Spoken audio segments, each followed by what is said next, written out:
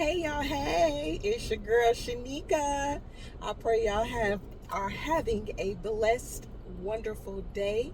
Thank you for tuning in. Please make sure you like, share, and subscribe. Y'all, I'm gonna get right to it. I have a story for y'all today, and it is called Why Do the Wicked Prosper? But first, I am going to read an excerpt for you all from Jeremiah chapter 12, verses 1 through 2. And it reads, You are always righteous, O Lord, when I bring a case before you. Yet I will speak with you about your justice. Why does the way of the wicked prosper? Why do all the faithless live at ease? You have planted them, and they have taken root. They grow and bear fruit. You are always on their lips, but far from their hearts. This story is called Why Do the Wicked Prosper? We've all asked questions similar to Jeremiah's at least once. Why does she get the promotion even though she makes unethical decisions? Why did her children turn out better than mine, even though she seemed to neglect them?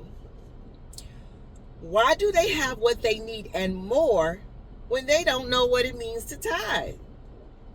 It's hard to understand why God appears to sanction those who openly disregard him. In Jeremiah's case, it was people in his own hometown whom he was trying to help who turned against him. They even plotted to kill him. Sometimes we may feel that God has given a great measure of his protection and provisions to people who don't live upright lives.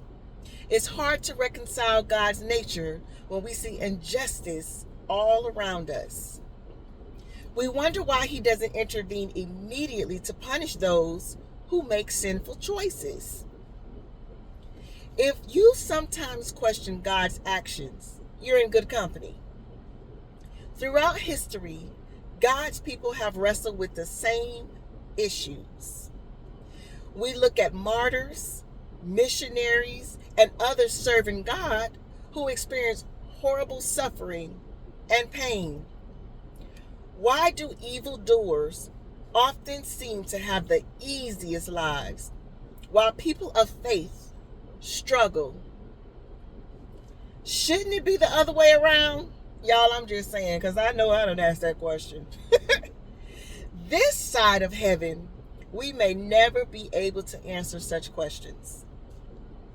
Even so, we know our God knows the hearts and motives of all people. He sees when innocents are harmed and the upright are dealt injustice. And he does care. He does. It may look like he isn't intervening now, but a time is coming when each person must account for his or her life. Y'all, when God comes around, Jesus, Holy Spirit comes around for that judgment, he is going to require you to take accountability for your decisions. I'm trying to tell you, I'm a living witness. You cannot bring anybody else in it. You must take accountability for your actions. So if you were one of those wicked people at once in your life, or you did people wrong, or you wasn't living right, and God expects us to do that, y'all. We are not perfect. We were born into sin. God knows we were going to go out there and dibble dabble. It's fun. He knew we were going to go out there and do all those things, we ain't got no business doing. I'm trying to tell you, he knows. As Jesus said, will not God bring about justice for his chosen ones who cry out to him day and night? Will he keep putting them off? I tell you, he will see that they get justice, and quickly. However, when the Son of Man comes, will he find faith on the earth? And that's in Luke chapter 18, verses 7 through 8. While we may not understand God's ways, we know that He is all wise, all knowing, and just. He watches over us and will make everything right in its time. The key is for each of us to remain faithful to Him until then. Reflection question number 1. What situation has caused you to wonder why the wicked prosper? When I first saw this question, at first I was like, I don't wonder why the wicked prosper because I don't pay attention to them. I'm not envious or jealous of what anybody else has. I focus on myself. However, throughout my life, a lot of people have come against me, from childhood to military career to after my military career. And you're like, why are you allowing these people to get away with this stuff? They're doing these terrible things. They don't care. They're going to stay in it. You know, when are you going to do something?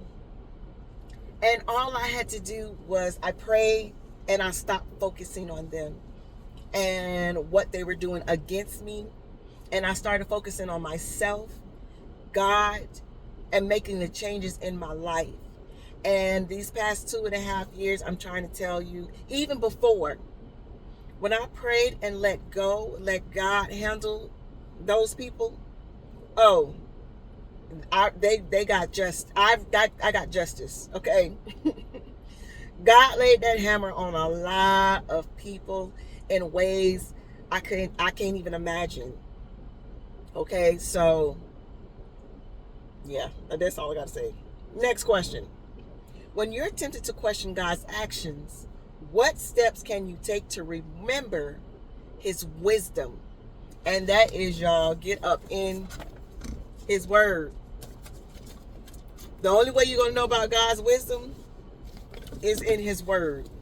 And then you have to open your eyes and your ears, and that's something that you have to ask Him to do. And it comes with letting go of the world.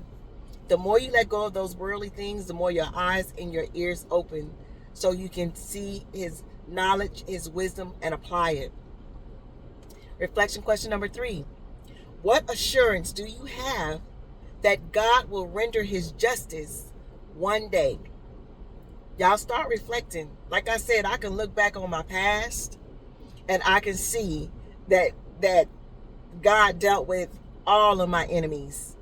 Everybody that has ever come against me, snaked me behind my back, talked about me, lied from childhood to military career to now.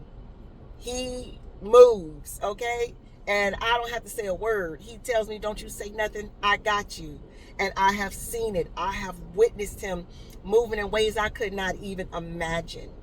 So start looking back at when you've asked God to seek justice for you, for the people that has wronged you, and just start looking at their lives and the things that has transpired in their lives, and be like, Lord, I could not even imagine. I couldn't do that. I definitely couldn't have done the things that the Lord has done. So that has definitely increased my faith, my trust, and my belief. So I just let it roll off and keep it moving. So you start doing the same thing. And if you're not able to see that, again, go to our Father, go to His word, and ask Him to open your eyes and your ears so you can see how He moves on your behalf. Because the wicked, you may think they prosper, but they don't. And if you were wicked at once, start reflecting on yourself. Because y'all, I was wicked too. And I got punished. Now I got them glory hands too. And that shook me up, woke me up, and got me right. Okay? Anywho, thank y'all so much for tuning in. I pray y'all have a blessed, wonderful day. And please make sure you like, share, and subscribe. I love you. Thank you. Bye.